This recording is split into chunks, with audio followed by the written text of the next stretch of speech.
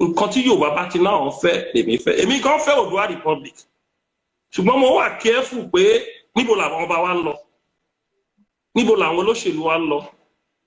níbo làwọn ọ̀jọ̀gbọ́n wa ń lọ kó máa di pé kán sọ pé ààrẹ ló fẹ́ kógun jà wọ́n o ṣùgbọ́n bí tó dé yìí mo ti rí pé àwọn ọ̀jọ̀gbọ́n wa kan ti kí sí Oòduà Republic. I'm a man of the people and I will not work against the wish of the people. Mo fẹ́ Oyèbọ̀dé mo fẹ́ fún ẹ ní example kan níjọ́ Saturday a ṣe international conference kan through Yorùbá One Voice láti gbàtà ti dẹ́gbẹ́ ẹlẹ́ ní July 1st international conference tá a máa ṣe rí nínú international conference yẹn àwa táwa ń bẹ̀ a lé ní 1000 lórí webinar yẹn bá a ṣe ń ṣe webinar yẹn lọ 99% àwọn tó wà ní international conference wọ́n dẹ̀ test lábẹ́lẹ̀ Oòduà Republic we won we need Oòduà Republic or nothing nígbà tá a máa sample opinion gbogbo àtàwọn ọ̀jọ̀gbọ́n àwọn àgbààgbà káàkiri orígun mẹ́rin àgbáyé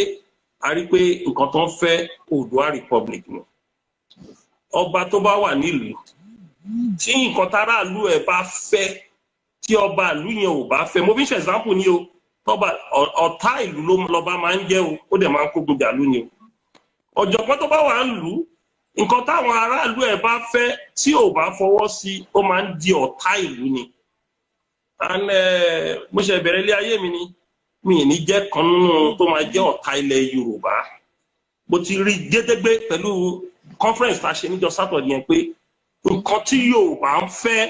òun Oòduà Republic tẹ́lẹ̀tẹ́lẹ̀ ayé fi option sí pé it's either restructuring or Oòduà Republic but tó bá dárúkọ restructuring sí wọn náà wọn ò fẹ́ gbọ́ ààrẹ àwọn ò fẹ́ gbọ́ restructuring o Oòduà Republic náà bẹ́ẹ̀ alára náà òun ṣẹ́nu wa máa bà mí ni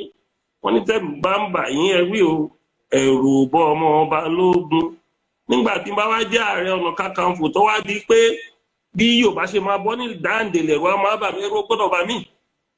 ọ̀rọ̀ tó wà nílẹ̀ yìí nǹkan tí Yorùbá fẹ́ nìyẹn o